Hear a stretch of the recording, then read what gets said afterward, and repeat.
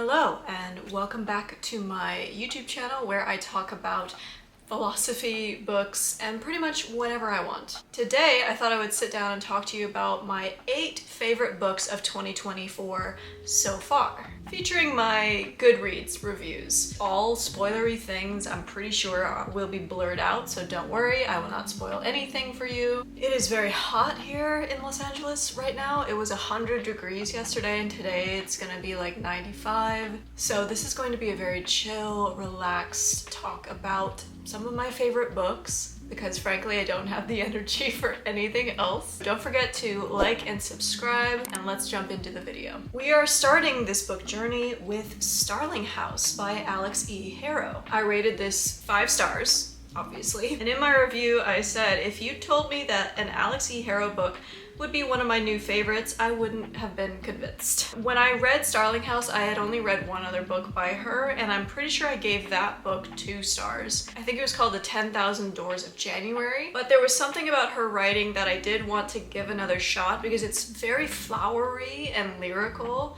and I usually like that style of writing. There was just something about it in 10,000 Doors of January that I didn't like. I didn't really like the story or the characters. I didn't think they were super well developed. But in this book, that all completely changed. I wrote, "Enter Starling House. It's clear to me that Harrow became a better writer, and yes, she still has a flowery writing style, but I loved it here. This was so good. It's gothic horror and romance fantasy and magical realism all wrapped into one. It's not a thriller, so it doesn't read fast, and that's okay. I just loved it." It's so unique because at this point I've read I think 3 Alex E. Harrow books. This one stands out of all the ones I've read. There's another book she wrote, it's about a saint I think, that I really want to read. I read this in January, so it's been quite a while, but I had to buy it immediately after reading it, and it's a 2024 favorite. The next book I'm going to talk about is a book that if you've watched some of my other videos on my channel, you will recognize and know how I feel about it, and that is Dracula in Love by Karen Essex. Yeah, I have quite a lot of feelings about this book. On my Goodreads review, I said, I am so mad right now. Karen Essex, fight me. But I'm sure you're like, but Kate, you rated this book 5 stars. What's wrong? I'll tell you what's wrong. This review is full of spoilers. When I wrote this review, I didn't know that you could hide spoilers, so I'm not gonna show my whole review on this video, but I'll read you some highlights from it. Listen, this book, in the first 300 pages, I was calling this my new favorite book of all time. The circumstances around how I found this book, to the subject matter, to everything was making me so hyped. I found this tucked away at my local library. I researched it on Goodreads and saw it had less than great reviews. But I read the first few pages that day and thought, yeah, I'll give this a shot. Again, fight me, Karen Essex. I loved the first 300 pages. It had everything I wanted and needed. The book spends that 300 pages setting this up to be a feminist story of women reclaiming their sexuality, owning themselves, and becoming who they really are. We're taken through this taboo, sexy, dark story. I've never had this visceral of a reaction to a book before. I'm so angry, mostly because the first 300 pages were everything, and then it went to shit. I almost want to rewrite the last 30 pages myself and believe that that is the ending, because it's the ending we deserved. Guess I'll have to use my powers of delusion and tell myself that it ended how I hoped it would. Will I ever recover? I don't know. I would still call it one of my favorite books though, because the first 4/5 of it were absolutely astounding to me. I remember reading this at the time and thinking, where has this book been all my life?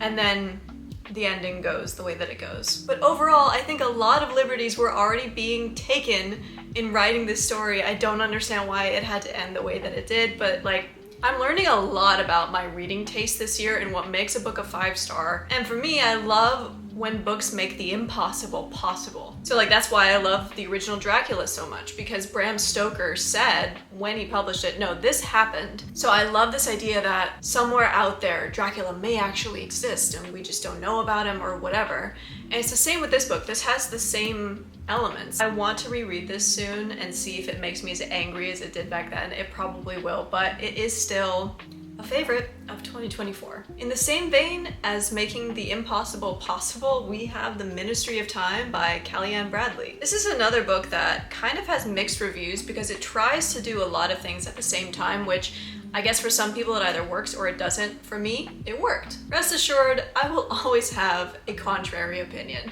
to what is popular. This book is essentially about time travel and this ministry that brings historical figures to the present day who are about to die in their time period, to bring them forward to see how their bodies will react to the modern world. And there are agents who are assigned to these people who are brought forward to be like their chaperone, their teachers for how to adapt into the world. And so we're following this one agent. We don't actually ever know her name, and the man that she fosters, I guess that's the word I'm going to use, is Lieutenant Graham Gore, who was a real person in the 1800s, who was a commander.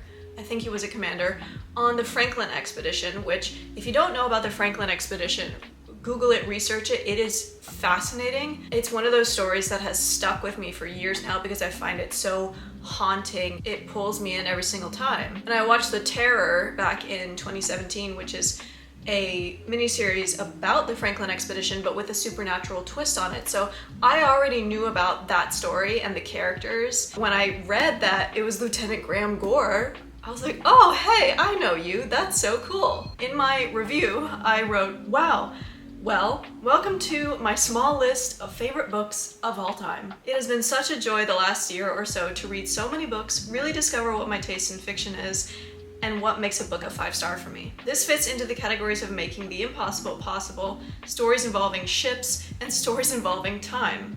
Very specific. From the get-go, this seemed to be a story that was tailor-made for me. There are certain stories that seem to follow me throughout my life or from time to time, and the Franklin expedition is one of them. I was surprised how philosophically charged, romantic, and funny this was. It really ticked all the boxes, and it's very impressive that this is Kelly and Bradley's debut novel, which is, honestly, it's amazing to me. I'm having the same difficulty I find I have with a lot of books I really, really love, which is that it's hard to put into words. A modern woman gets to bring a handsome commander from the 1800s to the present, and it turns out they're also soulmates. What more could you want to read about? The next book on my list of 2024 favorites is Oathbringer by Brandon Sanderson. This is a thick boy, and as you can see, I did tab this one. It's very floppy also. This is book 3 in the Stormlight Archives series, so in that way it's going to be very hard for me to talk about this book in general. Quite honestly, if you are familiar with this series, then you know how hard it is to summarize, so I'm not even going to try. In my review, I wrote, I finished this last night and I'm still thinking about it. This is my favorite book in the Stormlight Archives so far. Oh, there's a typo in here. Dalinar is one of my all-time favorite characters, and it was so gratifying to read his point of view. That's an important thing to say, is that each of these books is told from a bunch of POVs, but each one has one main POV, and in this one it was Dalinar Kholin. These books are somewhat of a philosophy lesson as well. I think Brandon Sanderson must be very, very wise, and I really enjoy his commentary on overcoming difficulties in your life, the nature of art, human behavior, etc. Surprisingly, these books have given me good mottos to live by, especially in this book. Dalinar is exactly the kind of person or character I love. Someone who can be strong enough to overcome their past mistakes, their past pain and disappointments, and rise above it all because there's so much more life to live. Also, he's got a tight butt, confirmed. Thank you, Lift. Lift is a character in the story. And is shirtless quite a lot, so yay.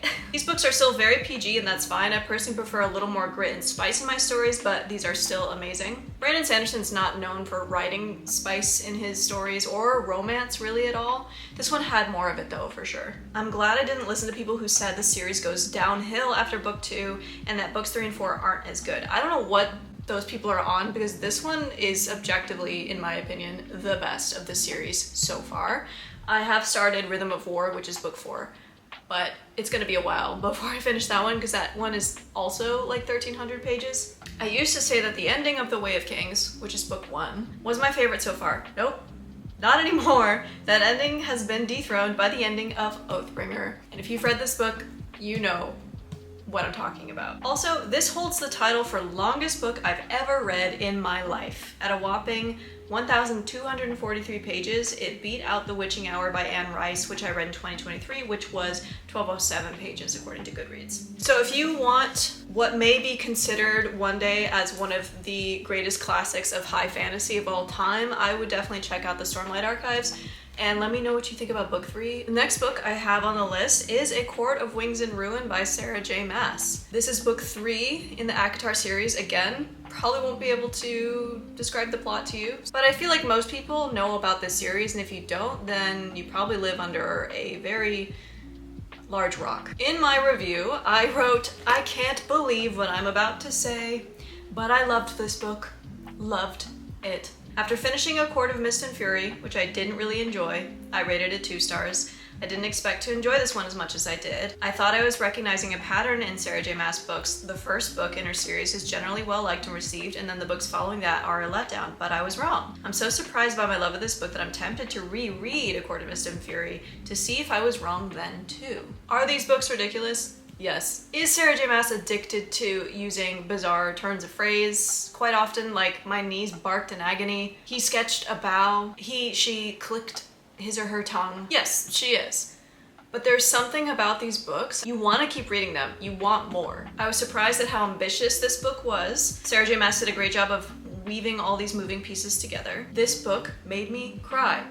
Twice. Was not expecting that in an ACOTAR book. I think the reasons I love this book so much were because of the found family aspects and the escapism. I mean, let's be real, who wouldn't want to live here? I'll be spending the next few days pondering which court I'd rather live in. I think right now it's between the Dawn, Winter, and Night courts, with Dawn in 3rd place and the other 2 at the top. You can always tell when I've loved a book because I'll hang out with it for a while afterwards. I'll hold it in my lap, flip through the pages, or just have it generally nearby. I think what I love the most about these books is the found family and the escapism. I love to put on YouTube ambiances when I read, and the ones I've been consistently using lately have all been Velaris Ambience videos. I will link some of my favorites in the description. But yeah, I would consider this one probably one of my favorites in the series so far, which leads me to the next book on the list, which is book 4 in the ACOTAR series, A Court of Frost and Starlight. This book is technically a novella. It's kind of like a break from all of the events of the first 3 books. It's like the winter special where they get presents for one another, and it's winter and it's festive. I loved this because it was just so cozy and a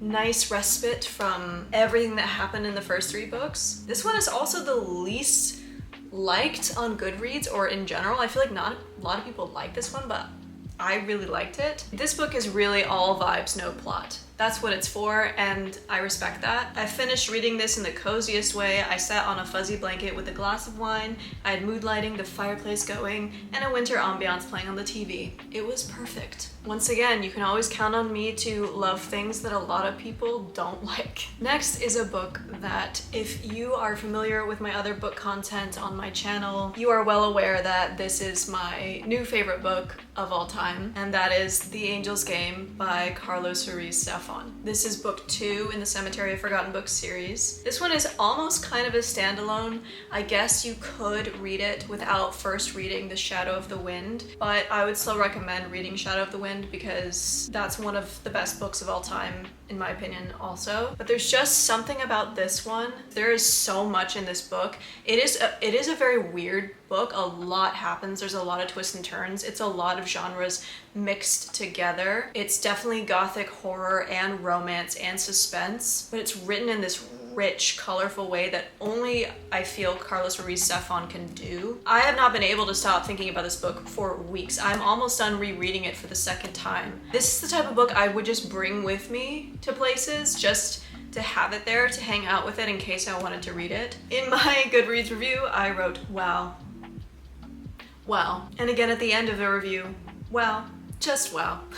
I can't wait to read every book in this series. It's truly one in a million. Which leads me to the final book on this list, which is of course book 3 in the Cemetery of Forgotten Books series, which is The Prisoner of Heaven. This book follows a different character's point of view than in the first 2. His name is Fermin Romero de Torres, but he is a prominent character in the first book. And it's basically what happened to him when he was in prison and how that affects every other character in this world of the Cemetery of Forgotten Books. It's a shorter book than the others, which is a nice change of pace. And again, it's beautiful the way that Carlos Ruiz Zafón writes. In my Goodreads review, I wrote, "This book made me sob." which never happens. Maybe once or twice before, but not much. I can't even begin to describe the magic he wove into this series. It's like a dream or like going to another realm. Don't even get me started on how much I love that this is a series based around loving books. How they can be the loves of our lives and the stories themselves emulate other known stories, mention them, and the book you're holding itself is referenced in the story. It's like Carlos Ruiz Zafón gave you a bit of the magic of the Cemetery of Forgotten Books to hold. As if you get to go there and pick out a book for yourself. This series is that for me. I really enjoyed getting to know about Froment's background, and I loved that David Martin, who is the main character in book 2, is in this book too, so it's not just a one-off. I can't wait to read book 4 because I want to know how they're all woven together. And yeah, just read the series. That's all I have left to say. So there you have it. Those are my 9 favorite books of 2024 so far. I can't wait to see if I will find any others in the rest of the year. I'm sure there will at least be 1 or 2. This has been a really good reading year so far. I've read some of the best books of my life. I will link my Goodreads down below if you would like to check out more reviews from me. What are some of your favorite books this year so far? Let me know down in the comments, or just what you're thinking, what's going on in your day. I would love to know. It would mean a lot to me if you would like and subscribe. I have a goal to get to 1,000 subscribers by the end of 2024, and it looks like I'm almost there. So that would be great. I would really appreciate that. Please let me know if you have any video ideas or questions in the comments down below, and I will see you in the next video. Thank you so much for watching. Bye.